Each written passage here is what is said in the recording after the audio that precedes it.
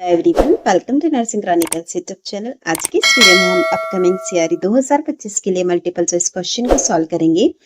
आज की सीरीज का सबसे फर्स्ट क्वेश्चन है हमारा, what is the typical value of LH अनुपात FSH ratio in PCOD. PCOD यानी कि पॉलीसिस्टिक ओवेरियन डिजीज के अंदर एलएच और एफएसएच का जो रेशियो होता है उसका टिपिकल वैल्यू कितना होता है। एलएच यानी ल्यूटिनाइजिंग हार्मोन, एफएसएच यानी कि follicle stimulating hormone. Option A 0.5 अनुपात 1, ऑप्शन बी 1 अनुपात 1, ऑप्शन सी 2 अनुपात 1 से लेकर 3 अनुपात 1, ऑप्शन डी 5 अनुपात 1। राइट आंसर रहेगा हमारा यहाँ पर ऑप्शन सी 2:1 to 3:1। अगर हम बात करते हैं इस रेशियो की, इन पीसीओडी जो यह रेशियो होता है वो 2 अनुपात 1 से 3 अनुपात 1 के बीच में रहता है। यह किस लिए रहता है? This hormonal imbalance is due to an increase in LH secretion. PCOD की कंडीशन के अंदर ल्यूटिनाइजिंग हार्मोन का सिक्रेशन इंक्रीज होता है, उसकी वजह से हार्मोन का इम्बैलेंस हो जाता है। यह हार्मोन इम्बैलेंस होगा तो इसकी वजह से डिस्फंक्शन होगा हाइपोथैलेमिक पिट्यूटरी ओवेरियन एक्सिस के बीच में। इसीलिए पीसीओडी के अंदर हमें देखने को मिलते हैं irregularities in periods. Next question है हमारा, which of the following is not a typical clinical feature of PCOD associated with an elevated LHS to FSH ratio. LHS to FSH ratio elevated होता है पीसीओडी के अंदर, तो इसमें से हमें कौन सा ऐसा क्लिनिकल फीचर होगा जो कि देखने को नहीं मिलता है। Option A hirsutism, option B acne, option C increased fertility, option D irregular periods. Right answer है हमारे यहाँ पर ऑप्शन सी इंक्रीज्ड फर्टिलिटी। अगर हम बात करते हैं an elevated level of LHS to FSH ratio की, तो इसकी वजह से एनोव्यूलेशन होता है, जिसकी वजह से जो हमारा फर्टिलिटी होता है वो रिड्यूस होता है, ना कि इंक्रीज होता है। इसीलिए यहाँ पर फर्टिलिटी इंक्रीज लिखा हुआ है, वो हमारा क्लिनिकल फीचर नहीं होगा। इसके अलावा अगर हम बात करते हैं तो हमें देखने को मिलता है इरेगुलर पीरियड्स, हिर्सुटिज्म और एक्ने भी होते हैं due to elevated androgens level. Next question है, what is the typical starting dose of clomiphene citrate for an anovulatory woman. Anovulatory women के लिए क्लोमिफेन साइट्रेट का टिपिकल स्टार्टिंग डोज कितना होता है। Option A 250 mg per day for 5 days, option B 50 mg per day for 5 days, option C 100 mg per day for 7 days, option D 150 mg per day for 10 days. Right answer रहेगा हमारा यहाँ पर option B यानी कि 50 mg per day for 5 days. हमें जो पूछा गया यहाँ पर वो है क्लोमिफेन साइट्रेट। अगर हम इसके डोज की बात करते हैं एनओव्यूलेटरी वुमेन के अंदर, और वो भी अगर स्टार्टिंग डोज पूछा गया है तो वो हमारा रहता है 50 mg per day for 5 days. इसे जो होता है 5th day of menstrual cycle से स्टार्ट किया जाता है।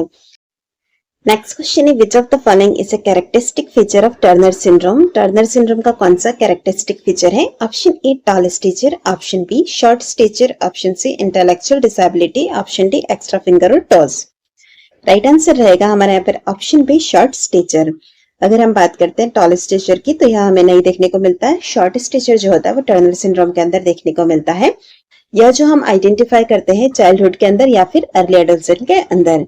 इंटेलेक्चुअल डिसेबिलिटी की हम बात करते हैं तो टर्नर सिंड्रोम वाला पर्सन जो रहता है उसके अंदर नॉर्मल इंटेलिजेंसी लेवल रहता है, कुछ लर्निंग डिफिकल्टीज होती है कुछ स्पेसिफिक केसेस के अंदर।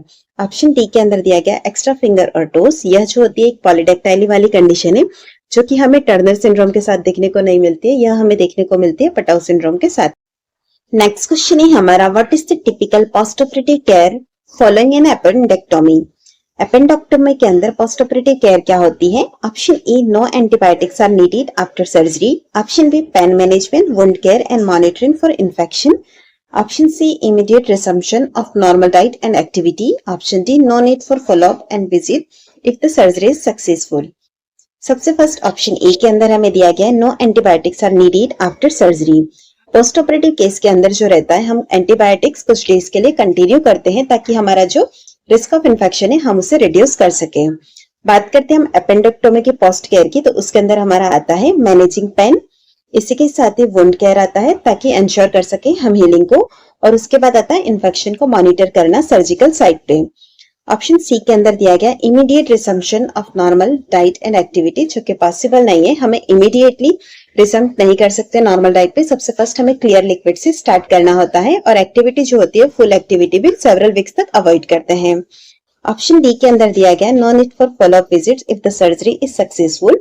फॉलो अप विजिट इंपॉर्टेंट होती है to ensure that the patient is recovering well and to monitor for complications such as infection और बॉवेल ऑब्स्ट्रक्शन। नेक्स्ट क्वेश्चन की तरफ, which of the following is a common feature of anencephaly. एनेंसेफेली condition के अंदर common feature क्या होता है? Option A presence of the cerebral cortex, option B presence of the cranial vault, option D absence of the cerebral hemispheres, option D normal brain function. Right answer रहेगा हमारा यहाँ पर option C. एनेंसेफेली के अंदर हमें देखने को मिलता है कि जो सेरिब्रल हेमिस्फेयर होते हैं वो एब्सेंट होते हैं। एनेंसेफेली की कंडीशन को कैरेक्टराइज किया जाता है by the absence of cerebral hemisphere, जो कि हमारा मेन पार्ट होता है ब्रेन का, रिस्पॉन्सिबल फॉर हायर फंक्शन। हो सकता है कि ब्रेन स्टेम जो होती है वो कुछ केसेस के अंदर प्रेजेंट रहती है, लेकिन सेरिब्रल कॉर्टेक्स जो होता है वो मिसिंग रहता है, जो कि मेनली कॉग्निटिव और सेंसरी फंक्शन के लिए चाहिए होता है। नेक्स्ट क्वेश्चन ही हमारा, anencephaly is most commonly diagnosed. Anencephaly जो होती है मोस्ट कॉमनली कब डायग्नोस होती है? Option A in the first few weeks of life, option B only after birth during a physical exam, option C by prenatal imaging typically around 12 to 14 weeks of gestation, option D at the time of delivery through physical findings। Right answer रहेगा हमारा यहाँ पर option C. एनेंसेफेली जो होती है most commonly diagnose हो जाती है प्रीनेटल इमेजिंग के अंदर, जो कि around 12 to 14 weeks of gestation में करते हैं। चलिए इसका रेशनल भी देख लेते हैं। Anencephaly can usually be detected prenatally via ultrasound और other imaging, often as early as 12-14 weeks of gestation। gestation के 12 या फिर 14 weeks में हम अगर प्रीनेटल इमेजिंग टेस्ट कराते हैं, अल्ट्रासाउंड या फिर कोई और इमेजिंग टेस्ट कराते हैं, तो वहां पर हम डिटेक्ट कर सकते हैं एनेंसेफेली की कंडीशन को। The absence of the skull and brain structure is visible on imaging. अगर आप इस इमेजिंग को देखेंगे तो वहां पर स्कल या फिर ब्रेन स्ट्रक्चर जो हो वो एब्सेंस देखने को मिलेंगे। क्वेश्चन है हमारा, which of the following best describe the role of the SA node in heart rate regulation. निम्न में से कौन सा हार्ट रेट रेगुलेशन के लिए रोल ऑफ एसी नोड यानी कि साइनोएट्रियल नोड को बेस्ट डिस्क्राइब करता है? Option A, it is responsible for increasing the force of contraction, option B, it serve as the natural pacemaker by initiating electrical impulses, option C, it is the final site of electrical impulse propagation, option D, it initiate impulses only during exercise. Right answer रहेगा हमारा यहाँ पर option B, It serve as the natural pacemaker by initiating electrical impulses। सबसे first option A के अंदर हमें दिया गया it is responsible for increasing the force of heart contraction. अगर हम बात करते हैं एसी नोड की, तो एसी नोड जो होता है वो कंट्रोल करता है रिदम को, ना कि फोर्स ऑफ कॉन्ट्रैक्शन को। सो ऑप्शन ए हमारा राइट आंसर नहीं होगा। बात करते हैं ऑप्शन बी की। ऑप्शन बी एसी नोड, जिसे कि हम साइनोएट्रियल नोड भी कहते हैं, इसका दूसरा नाम नेचुरल पेसमेकर भी है, जो कि इनिशिएट करते हैं इलेक्ट्रिकल इंपल्सेस को। ऑप्शन सी के अंदर दिया गया it is the final site of electrical impulses propagation. AC node जो होते हैं वो फाइनल साइट नहीं है, जबकि यह फर्स्ट साइट होते हैं इलेक्ट्रिकल इंपल्स जनरेट करने को, और प्रोपागेशन जो होता है वो दूसरे कंडक्शन सिस्टम के पार्ट्स में होता है, जैसे कि AV node, bundle of His और पुरकिंजे फाइबर्स में। ऑप्शन डी के अंदर दिया गया it initiate impulses only during exercise. SA node जो होते हैं वो इंपल्स कंटिन्यूअसली इनिशिएट करते हैं, ना कि ओनली ड्यूरिंग एक्सरसाइज को। सो इस तरह से हमारा ऑप्शन बी जो है वो राइट आंसर रहेगा। नेक्स्ट क्वेश्चन है हमारा, labetalol is contraindicated in which of the following condition. निम्न में से कौन सी कंडीशन के अंदर लाबेटेलॉल जो होती है वो कॉन्ट्राइंडिकेटेड रहती है? Option A asthma, option B hypertension, option C coronary artery disease, option D diabetes mellitus.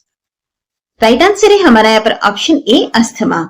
लाबेटेलॉल जो है वो एक नॉन सेलेक्टिव बीटा ब्लॉकर है, और बीटा ब्लॉकर जो होते हैं वो पोटेंशियली हमारा जो अस्थमा का कंडीशन है उसको और वर्स करते हैं, क्योंकि बीटा ब्लॉकर की वजह से ब्रोंकोकंस्ट्रिक्शन होता है due to beta 2 receptor blockage होने की वजह से। अगर हम बात करते हैं हाइपरटेंशन की, तो हाइपरटेंशन के ट्रीटमेंट के अंदर लाबेटेलॉल को यूज किया जाता है, ना कि यहाँ पर यह कॉन्ट्राइंडिकेटेड रहता है।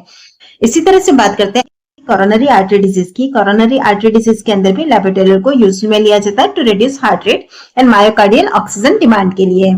नेक्स्ट आता है डायबिटीज मेलाइटिस। डायबिटीज मेलाइटिस की कंडीशन के अंदर कॉशियसली हम इस मेडिसिन को यूज करते हैं, लेकिन यह एब्सोल्यूट कॉन्ट्राइंडिकेशन नहीं है। सो इस तरह से हमारा राइट आंसर रहता है ऑप्शन ए अस्थमा। अस्थमा की कंडीशन के अंदर जो रहता है लाबेटेलॉल कॉन्ट्राइंडिकेटेड मानी गई है। नेक्स्ट क्वेश्चन है हमारा, which of the following is a common route of administration of labetalol in an acute setting.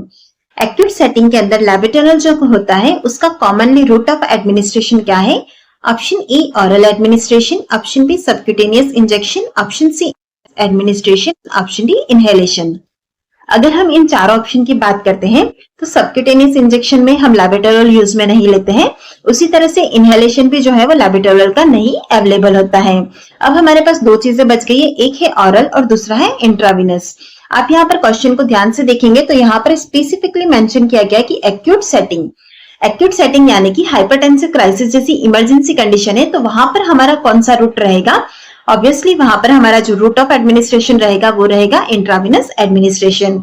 ऑरल administration हम तब प्रोवाइड करते हैं जब हमें लॉन्ग टर्म मैनेजमेंट के लिए, हाइपरटेंशन के मैनेजमेंट के लिए हमें लाबेटोरल को प्रिस्क्राइब करना है, तो वहां पर हम ऑरल रूट को यूज में लेते हैं। लेकिन अगर कोई एक्यूट हाइपरटेंसिव क्राइसिस है या इमरजेंसी है, वहां पर लाबेटोरल यूज में लेना है, तो रैपिड ऑनसेट ऑफ एक्शन की वजह से हम आईवी रूट जो है उसे यूज में लेंगे।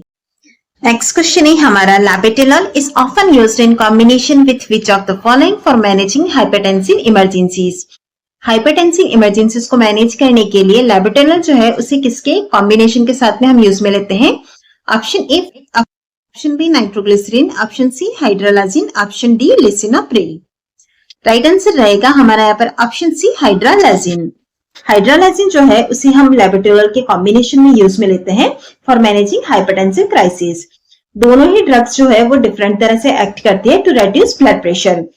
बाकी हम देखते हैं फुरोसेमाइड, एंटीजी और लिसिनोप्रिल जो होती है उसे कॉम्बिनेशन में यूज में नहीं लेते हैं लाबेटोरल के साथ में।